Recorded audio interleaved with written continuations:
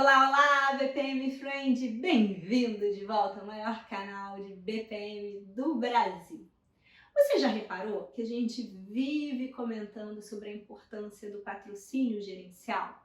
Mas como é que será que é a maturidade do BPM numa empresa onde o BPM foi adotado de cima para baixo? Ou você já parou para refletir de como é que fica a maturidade do BPM em uma organização onde ele está sendo guiado pela área de TI? E uma última pergunta: como é que será que é o padrão de adoção do BPM nas empresas públicas? Será que tem alguma diferença? Comenta aqui embaixo para mim quais são os seus palpites, o que você acha. E aproveita, já deixa o seu like aqui e manda esse vídeo nas suas redes sociais para os seus amigos BPM Friends do trabalho. Combinado? Então agora vem comigo que eu vou te contar várias curiosidades.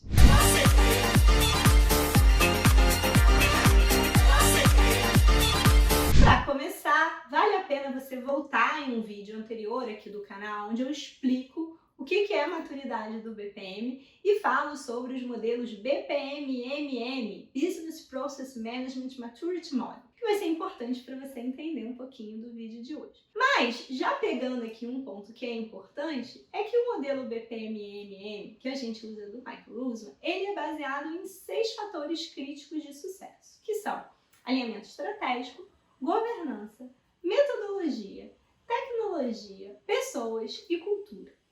E nas nossas andanças por aí, aplicando o diagnóstico de maturidade de BPM nas empresas e também acompanhando o trabalho desses pesquisadores que criaram o modelo, eles também relatam que eles perceberam alguns padrões típicos que acontecem com frequência nas empresas. Então, hoje vamos descobrir que padrões são esses? O primeiro padrão é a alta maturidade nos fatores de alinhamento estratégico e governança e baixa maturidade no restante. Esse padrão é típico das empresas onde o BPM foi adotado por iniciativa do CFO ou até mesmo do CEO da empresa.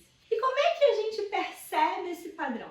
Esse líder, muitas vezes, estimulado por mudanças regulatórias, por necessidade de atender alguma legislação vigente com urgência, ele meio que percebe que ele precisa, de fato, fazer transformações de processos de uma forma ampla dentro da sua empresa e ele quer meio que pegar o BPM debaixo do braço e sair correndo com a bola para fazer acontecer. E nessa urgência de fazer acontecer, acaba que não dá tempo do restante da empresa acompanhar esse movimento. Então, o BPM acaba sendo capitaneado, liderado pela alta direção da empresa, mas o corpo técnico não acompanha. Assim, você acaba não tendo um escritório de processos ou tendo um escritório de processos enfraquecido, empobrecido.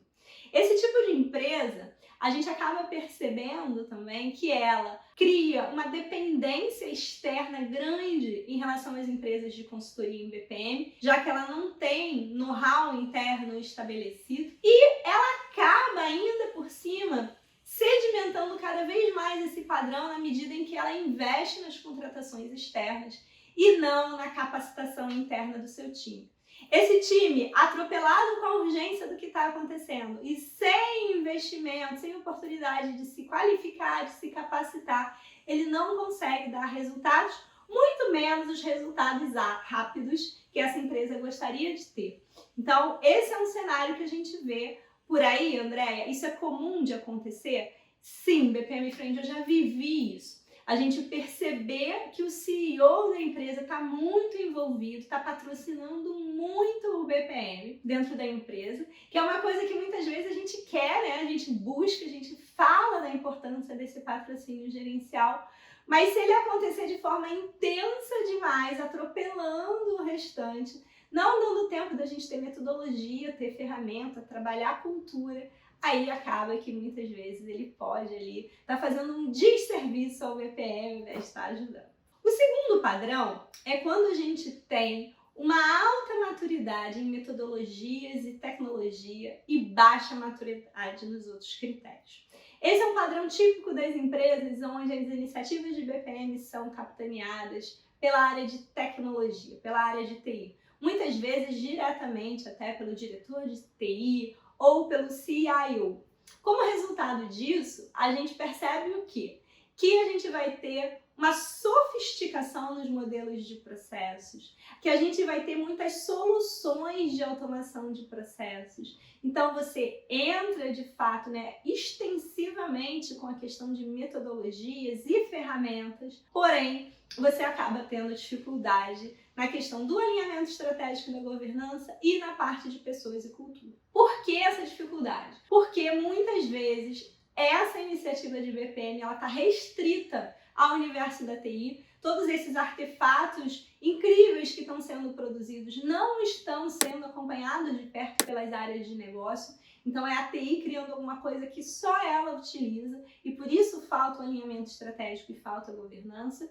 E também, como a gente está com uma área de TI liderando o movimento de BPM, é normalmente uma equipe que vai dar mais atenção à parte de tecnologia e menos atenção à parte de pessoas e cultura, até porque muitas vezes existe uma dificuldade de divulgar esse BPM dentro da empresa, de democratizar esse BPM, de vencer as resistências e as barreiras, até porque os profissionais de TI tendem a ser mais introvertidos, tendem a gostar de ficar ali quietinhos no seu canto. Então a gente acaba percebendo aí uma dificuldade na hora que a gente precisa fazer uma divulgação mais ampla do BPM e vencer as resistências culturais ou mesmo engajar as pessoas nesse movimento de BPM. E o terceiro padrão que a gente percebe, normalmente em empresas públicas, é quando a gente tem uma maturidade média em pessoas e cultura e baixa nos outros critérios. Então, normalmente, empresas públicas ou empresas que têm um monopólio de um determinado setor de atuação, que não tem aquela urgência, aquela pressão de mercado para se atualizar, para mudar, para se transformar. Então, elas acabam trabalhando o BPM de uma forma ampla, nos seus diferentes níveis hierárquicos, mas sempre com uma pegada assim, meio de colegiado. Todas as decisões sobre o programa de BPM precisam ser compartilhadas com todo mundo. Todas as iniciativas de BPM precisam ser aprovadas em muitos comitês, em muitos níveis estratégicos, e isso faz com que os resultados dessas iniciativas de BPM demorem muito para aparecer. Quando a gente consegue aprovar uma iniciativa, a gente já nem lembra mais por que a gente queria fazer aquilo.